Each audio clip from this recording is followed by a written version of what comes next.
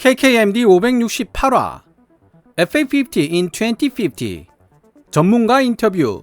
6세대, 7세대 전투기가 등장하는 시대에도 FA50이 여전히 활약할 수 있는 이유. 지금으로부터 30년 뒤인 2050년에 그것도 6세대 전투기가 등장해 있을 시기에 FA50이 여전히 활약할 수 있다는 영상 제목에 대해 의아하게 생각하는 분들이 많을 것 같습니다. 어찌 보면 자연스러운 반응이라는 생각도 들지만 해당 분야 전문가와 나누었던 대화의 결과로서 오늘 영상 제목과 같은 결론을 도출해낼 수 있었다는 점은 미리 말씀드려야 할 것 같습니다. 합리성이 있는 결론인지 아닌지는 영상을 보신 후 시청자 여러분들이 직접 판단해 보시기 바랍니다. 제가 인터뷰하는 여러 분야 항공 전문가들을 전투기 전문가라고 뭉뚱그려 소개할 수밖에 없는 이유는 방산 분야가 지니고 있는 폐쇄적 특성 때문입니다. 마덱스에서 만난 방산 분야 전문가들 중 한 분은 KKMD가 전달하는 정보의 신뢰성이 90% 정도라고 평가해 주셨는데요. 신뢰성이 떨어지는 나머지 10%의 정보는 인터뷰에 응해주신 해당 전문가의 문제가 아니라 전문가의 의견을 잘못 이해하여 제대로 전달하지 못한 제 탓이 클 것입니다. 오늘의 주제를 풀어가기 위해 우선 두 가지 외신을 간단하게 소개해야 할 필요가 있을 것 같습니다. 2022년 4월 4일 Air and Space Forces에서 게재한 F-16s to serve nearly 2 more decades. Replacement choice still 6 to 8 years away. 앞으로 20년은 더 현역으로 활약할 예정인 F-16들. 후계기 선정까지는 아직 6에서 8년 정도의 시간이 남아있다. 라는 제목의 기사가 첫 번째고요. 그리고 4개월 뒤인 2022년 8월 17일 워존이 게재한 Air Force holding up developing new F-16 replacement for now. 미 공군 F-16 대체를 위한 신형 전투기 개발을 연기하다. 라는 제목의 기사가 두 번째입니다. 시간 관계상 전체를 번역할 수는 없지만 Air and Space Forces 기사 내용부터 간단하게 요약해 보겠습니다. 미 공군은 현재 로우급 다목적 전투기로 사용하고 있는 F-16을 20년 뒤인 2040년까지 계속 운용할 예정이다. 공대공, 공대지, 공대함 임무 모두를 수행할 수 있는 F-16은 그 다재다능한 능력만큼이나 저렴한 운용 유지비로 사랑받고 있다. F-16의 퇴역이 시작되는 2030년대에 과연 F-35가 F-16만큼이나 저렴해질 수 있을까? 그럴 수 있다면 F-16을 F-35로 대체하는 것이 합리적일 것이다. 그러나 F-35의 가격과 운용 유지비가 F-16 정도로 저렴해지는 것이 불가능하다면 F-16을 대체할 수 있는 새로운 4.5세대 플랫폼 MRX를 개발하는 것이 타당할 것이다. 다행스럽게도 F-16의 퇴역이 시작되는 2030년까지는 8년여의 시간이 남아있으므로 미 공군은 향후 20년 이상 F-16을 계속 운용하면서 여러 경로로 해결책을 찾아볼 생각이다. 그리고 4개월 뒤인 2022년 8월 17일 워존은 다음과 같은 내용의 기사를 게재합니다. 미 공군은 향후 20년 이상 F-16을 운용하기 위해 F-16 수명 연장 프로그램 및 성능 개량 프로그램에 엄청난 자금을 투입하고 있는 중이다. F-16을 대체하기 위해 최종적으로 1760세대의 F-35A 전투기를 도입하겠다고 선언한 평소 미 공군 수뇌부의 입장과 완전히 모순되는 것으로 보이는 F-16 수명 연장 및 개량 계획은 F-35 도입 숫자와 관련한 미 공군의 정책이 향후 바뀔 수도 있다는 사실을 암시하고 있다. 실제로 미 공군은 운용 중인 F-16의 상당수를 F-35A로 대체해왔지만 이 과정에서 예상하지 못했던 수준의 비용 증가와 일정 지연을 경험했기 때문이다. 2021년 미 공군은 MRX라고 불리는 4.5세대 전투기를 조달하여 이러한 문제를 해결하겠다는 의지를 내비쳤지만 2022년 8월 현재 미 공군은 MRX를 공식적인 프로그램으로 추진하지는 않겠다고 결정을 내린 상태다. 일각에서는 보잉이 만든 고등훈련기 T-7A를 경전투기로 개량하여 F-16을 대체하자고 주장한다. 그러나 이에 대한 정식 요청은 확인된 바 없으며 자국 공군이 보유한 G4 슈퍼 갈레프 훈련기와 제-22 오라오 공격기를 T-7A로 대체하려는 계획을 세우고 있던 세르비아마저 해당 계획을 잠정 중단시켜 놓고 있는 상황이다. 두 기사를 통해 현재 F-16이 미 공군에서 얼마나 큰 역할을 맡고 있는지를 짐작할 수 있습니다. 한때 보유하고 있는 F-16을 전량 5세대 스텔스 전투기 F-35로 대체하겠다며 한 발짝도 물러서지 않을 것처럼 강경한 태도를 내비치던 미 공군 수뇌부도 실제로 F-35를 운용해본 이후 태도를 바꾸고 있다는 사실도 알 수 있죠. 한 나라의 군대가 지니고 있는 진정한 전투력은 무기의 성능보다는 우수한 보급 및 수송 능력에 달려있다는 사실을 누구보다도 확실하게 인식하고 있는 나라가 바로 미국입니다. 특출나게 뛰어난 보급 및 수송 능력으로 제2차 세계대전을 승리하고 초강대국으로 가는 기틀을 마련한 나라가 미국이죠. 전쟁이 장기화될수록 승패를 결정짓는 요소는 보급과 수송이 된다는 사실은 역사가 보여주고 있습니다. 보급과 수송 능력은 경제력, 즉 군대를 움직이는 데 들어가는 엄청난 돈을 얼마나 오랫동안 원활하게 수급할 능력을 지니고 있는지와 얼마나 비용 효율적인 군대를 건설했는지에 따라 결정됩니다.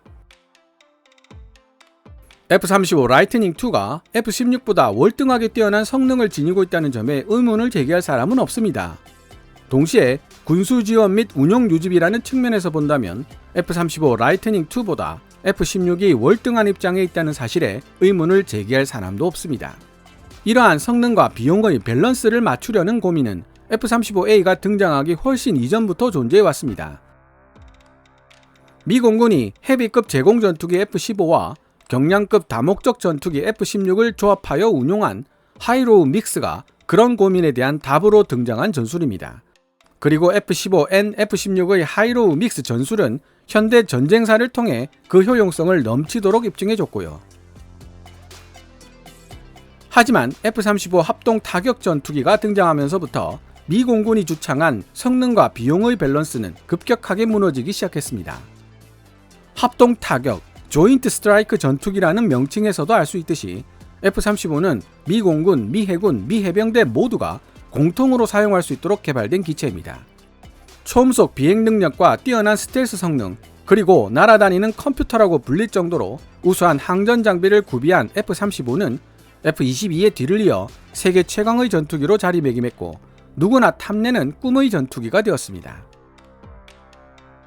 그러나 하나의 플랫폼 안에 최첨단 항전 장비, 스텔스, 초음속 비행, 수직 이착륙 기능을 억지로 쑤셔 넣으려 하다 보니 F-35의 개발비는 폭증할 수밖에 없었고 자질구레한 결함들에 지속적으로 시달리고 있습니다. 미 의회 예산국 Congressional Budget Office가 2022년 발표한 자료에 따르면 F-35A의 가동률은 임무 수행 달성 비율 Full Mission Availability Rate를 기준으로 평가한다면 겨우 40%를 넘고 있는 수준입니다. F-35A의 시간당 운용 유지비도 개량형 F-16보다 40% 이상 더 비싼 42,000달러, 하나 5천만 원에 이르고 있어 다급해진 미 공군은 어떻게든 F-35에 들어가는 비용을 줄여보려고 민간에서 사용하는 Just-in-Time 물류 제도까지 도입했지만 이로 인한 비상시 부품 재고 부족에 대한 우려 때문에 또다시 비판받고 있는 상황입니다. 지금까지 제시된 자료만 살펴봐도 모든 F-16을 F-35로 교체하겠다는 미 공군의 계획은 현실성이 떨어진다는 사실을 잘 알 수 있습니다. 다시 정리해보면 모든 종류의 작전 임무를 수행할 수 있는 다목적 플랫폼을 개발하기 위해 기체 하나에 최첨단 기능들을 억지로 쑤셔 넣은 결과 퍼포먼스는 우수하지만 고장이 잦고 쉽게 손상되며 천문학적인 도입 및 운용 유지비가 필요한 기체가 탄생하더라는 사실을 미 공군도 깨닫게 되었다는 뜻입니다. 미국 내에서 MRX라는 새로운 4.5세대 기종이나 고등훈련기 T-7A를 기반으로 F-16을 대체할 수 있는 경량 전투기를 개발하자는 논의가 나오기 시작한 배경은 이런 관점에서 이해할 수 있습니다. 그러나 기존의 전투기를 개량하는 것이 아닌 처음부터 새로운 기체를 설계하는 클린시트 방식의 MRX는 상대적으로 많은 비용을 요구할 수밖에 없습니다. 한때 미 공군은 디지털 엔지니어링을 통해 이러한 개발 비용을 극적으로 절감할 수 있을 것이라 기대했지만 보잉이 T-7A 개발 과정을 통해 디지털 엔지니어링이 가지고 있는 한계를 너무나도 선명하게 보여준 탓에 MRX 프로젝트를 실제로 진행하지 않는 쪽으로 결정했다고 이해할 수도 있습니다. 그리고 보잉 T-7A는 제대로 개발이 되었다고 하더라도 FA-50 같은 경전투기가 될 수는 없었을 것입니다. KKMD를 통해 여러 번 설명을 드렸지만 T-7A의 가장 근원적인 문제는 훈련기 사양에 충실한 저렴한 기체로 만들다 보니 각종 무장을 탑재하여 운용하기엔 너무나도 가볍고 기골이 튼튼하지 못하다는 데 있습니다. 만에 하나 T-7A를 F-16을 대체할 수 있는 경전투기로 사용하려 한다면 전면적인 재설계 과정을 거칠 수밖에 없는 상황입니다. 더 큰 문제는 보잉이 훈련기 사양의 T-7A마저 제대로 개발해내지 못하고 있다는 데 있지만요. 개인적으로 여러 자료와 전문가들과의 대화를 통해 보잉을 향한 미 공군의 분노와 실망감이 일반적인 수준을 벗어나고 있는 것으로 판단하고 있습니다. 어디까지나 개인적인 분석이기는 하지만 미 공군 그리고 미 해군 훈련기 수주전에서 우리들이 걱정하고 있는 미국 정부의 보잉 봐주기가 어쩌면 작동하지 않을 가능성도 배제할 수 없다는 뜻입니다. 어쨌든 이런 전제 조건 하에 6세대, 어쩌면 7세대 전투기가 등장할지도 모르는 40년 후의 시대를 상상해 보겠습니다. 머릿속으로 사고 실험만 해봐도 몇 가지 사실은 분명하게 알 수 있습니다. 6세대 전투기들은 우리가 상상하기 어려울 정도로 고도화된 기술이 투입된 결과 가공할 위력을 지니게 되겠지만 그만큼 개발하고 운용하는데 엄청난 비용이 소요될 것이라는 사실입니다. 이러한 6세대 전투기들은 미국, 러시아, 중국, 그리고 유럽연합 같은 일부 국가들에서나 운용이 가능하지 나머지 대부분의 국가들로서는 언감생심, 꿈도 꾸기 어려운 존재입니다. 6세대 전투기를 해외로 수출할 나라도 없고요. 이런 6세대 전투기들은 정말 중요한 국면에만 사용될 수 있도록 소수로 운용될 것이며 그 말인즉슨 항공경찰 임무나 초계 및 정찰 임무, 그리고 근접 항공지원 같은 임무들을 도맡아 처리해 줄 수 있는 저렴한 비용의 로우급 기체들이 별도로 다수 필요해지게 된다는 의미가 됩니다. 혹시 여기서 로우급 유인 전투기가 왜 필요하냐, 무인기면 충분하다는 반론이 나올 수도 있습니다. 전문가들과 이야기를 나누며 알게 된 사실이지만 무인기들도 여러 종류로 나눌 수 있습니다. 로열 윙맨으로 통칭되는 자율형 무인 전투기들로부터 배회형 드론이라고 불리는 일종의 일회용 자폭 공격 무인 드론까지 다양한 무인기들이 있는데요. 2021년 3월 3일 포브즈가 게재한 기사에 따르면 호주 공군은 로열 윙맨 자율형 무인 전투기를 대당 2천만 달러, 한화 256억이라는 거금으로 계약했습니다. 아직 개발 초기 단계에 머무르고 있음에도 불구하고 이 정도 가격이 책정되었다면 향후 고도로 자율화된 무인 전투기들의 경우 그 가격은 우리들의 상상을 초월하는 금액이 될 수도 있습니다. 그렇다면 사람에 의해 무선으로 원격 조종되는 무인기들의 가격은 저렴할까요? 미국의 군사 관련 매체 베테랑 라이프는 RQ-4 글로벌 호크 무인 정찰기의 최신 버전 가격이 1,300만 달러, 한화 166억 정도라고 보도하고 있고, 일본의 군사 매체 항공만능로는 대만용으로 주문된 무인 공격기 MQ-9B의 가격이 약 5,400만 달러, 한화 690억으로서 F-16B와 거의 같은 가격대라고 보도하고 있습니다. 결코 저렴하지 않은 가격이죠. 드론을 원격으로 조종하는 드론 조종사들 역시 유인 훈련기를 통해 양성된다는 사실은 혹시 알고 계시나요? 유인 전투기를 통해 조종사 양성 과정을 통과한 조종사만이 드론 조종사로 임명될 수 있습니다. 폴란드가 FA-50을 도입할 때 드론 조종사 양성을 위한 목적으로도 필요하다는 언급을 했었죠. 따라서 유인 전투기가 없으면 원격 조종 무인 드론도 존재할 수 없습니다. 자율비행하는 무인 전투기에 탑재되는 인공지능은 어느 정도 수준이 되어야 할까요? 많은 사람들이 인공지능에 대해 이야기하지만 무기에 적용되는 인공지능에 대해서는 많은 비판과 논란이 발생할 수 있습니다. 영화 탑건 매버릭에서 유인 전투기의 시대는 저물고 있다고 말하는 케인 해군 소장에게 주인공 매버릭은 이렇게 대답합니다. 소장님 말씀이 맞을지도 모르지만 그때가 오려면 아직 멀었습니다. 무인 드론으로 전투 임무를 대체하는 것이 쉬웠다면 미 공군이 F-16을 2040년까지 끌고 갈 이유가 없습니다.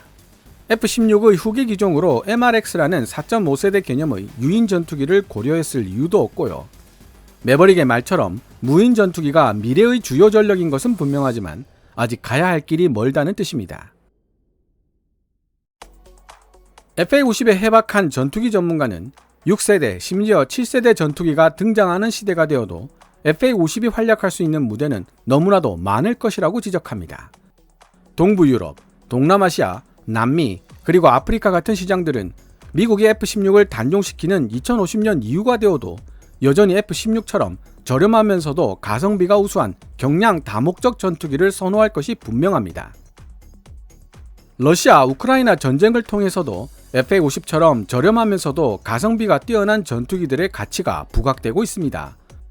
우수한 성능의 제공 전투기들을 통한 제공권 확보가 이루어지고 나면 그때부터는 근접 항공 지원이나 지상 목표물을 타격하는 것이 전투기들의 주요 임무가 되는데, 이때 운용 유지비가 비싸고 가동률도 떨어지는 고성능 전투기를 사용하는 것은 효율성이 너무나도 떨어지기 때문입니다.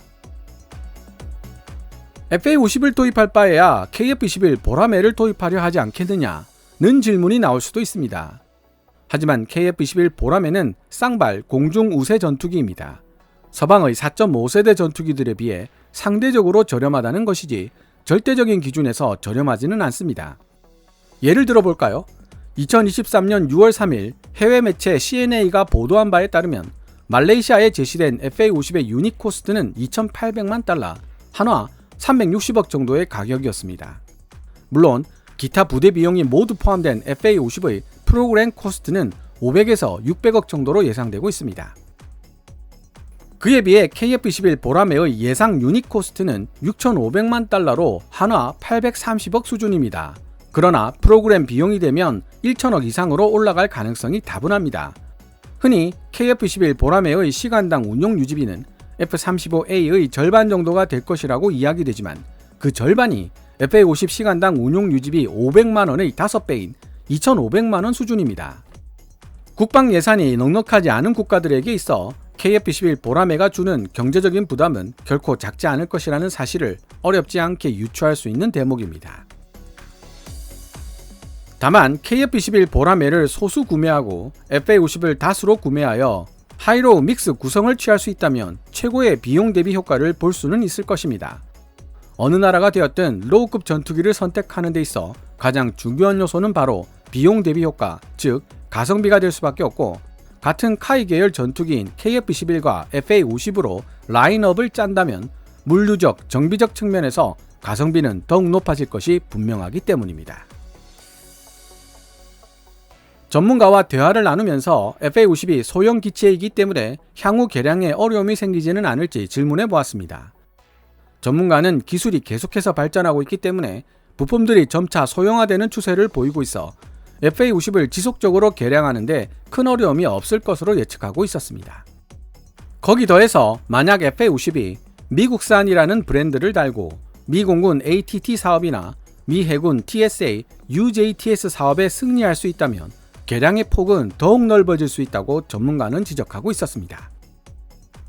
부품을 만드는 업체 입장에서는 되도록 시장이 넓은 기체를 선호할 수밖에 없는데, FA-50이 미 공군, 미 해군 훈련기 수주전을 통해 경전투기 시장을 석권하게 되면 자연스레 많은 업체들이 FA-50을 염두에 두고 부품을 제작할 가능성이 높아진다는 설명이었습니다. 예를 들어 미국 업체에서 전투기에 탑재할 수 있는 새로운 무장이나 항전 장비를 개발하는 경우 시장을 넓게 가져가기 위해 초기 설계 단계에서부터 FA-50을 염두에 두게 된다는 것이죠. 2017년 미국은 텍사스 포트워스에서 F-16 생산 라인을 철거했습니다. 현재 F-16은 사우스캐롤라이나에 있는 그린빌 공장에서만 생산되고 있는데요. 1년에 생산 가능한 F-16의 숫자는 48대에 불과합니다. 하지만 카이는 이미 생산 라인을 2배로 늘리겠다는 계획을 발표했고, 현지화 전략을 통해 생산 물량을 대폭적으로 확대할 예정입니다. 규모의 경제를 실현하게 되는 FA-50의 획득 및 유지 비용은 지금보다 훨씬 더 낮아지게 되겠죠. 폴란드는 수도인 바르샤바 방공 임무를 수행하는 공군기지에 FA-50 PL을 배치하기로 결정했습니다. 성능이 떨어지고 신뢰하기 어려운 전투기에 수도 영공 방어의 책임을 맡기는 국가는 아마도 없을 것입니다. FA-50은 80% 이상의 높은 가동률을 보유하고 있을 뿐만 아니라 신속하게 출격할 수 있다는 장점이 있어 수도 영공 방어를 맡긴 것이라는 군사 전문가의 분석을 보았는데요. 이런 분석을 뒷받침하는 이야기를 조종사 출신의 관계자로부터 들었던 적이 있습니다. FA-50은 기체가 작은 만큼 피탄 면적이 작고 선해 능력이 F-16보다 우수해 근접 공중전이 벌어지기 쉬운 방어적 제공작전 상황에서 오히려 더 유리한 부분이 많다고 관계자는 설명해 주었습니다. 수도 폭격을 목적으로 다가오는 상대적으로 느린 속도의 적 공격기들에게 있어 최대 사정거리 35km의 최신 단거리 공대공 미사일 AIM-9X를 탑재하고 마 1.5로 기동하는 FA-50은 두려움의 대상이 될 수밖에 없다는 이야기였습니다. AIM-9X는 적외선 유도형 미사일이라 체프나 플레어로도 기만되지 않는다는 특성이 있습니다. 해당 관계자는 향후 FA-50에 A사 레이더 및 시계외 공중전이 가능한 중거리 공대공 미사일까지 장착된다면 더욱더 효과적인 방어적 제공작전 수행이 가능해질 것이라는 말까지 덧붙였습니다. 그럼 오늘의 이야기를 요약해 보도록 하겠습니다. 6세대 전투기가 등장하는 40년 이후, 아니 그보다 더 먼 7세대 전투기가 등장하는 미래가 되더라도 하이로우 믹스 전략은 계속 이어질 수밖에 없고, 로우급에게 있어 가장 중요한 요소는 비용 대비 효과, 즉 가성비가 될 수밖에 없다. F-16과 유전자를 공유하고 있는 FA-50의 경우 가성비라는 측면에서 이미 F-16을 앞서 나가고 있으며, F-16이 단종되는 20년 후라면 가성비라는 측면에서 FA-50을 능가하는 로우급 기체는 찾아보기 힘들 것으로 예상된다. 한국항공우주산업 카이 역시 이러한 점을 염두에 두고 FA-50의 개량에 매진하고 있다 정도로 요약이 되겠네요. 오늘 KKMD에서 준비한 내용은 여기까지입니다. 방송되었던 내용들은 KKMD 공식 블로그에서도 만나보실 수 있으니 구글이나 네이버 검색창에서 KKMD를 검색해 보시기 바랍니다. KKMD는 여러분들께서 챙겨봐 주시는 광고 수익으로 운영되고 있으며, 영상 제작을 지원하고 싶다면 후원 멤버로 가입해 주시면 됩니다. 지금까지 시청해 주셔서 감사합니다. 케빈즈 밀리터리 채널 KKMD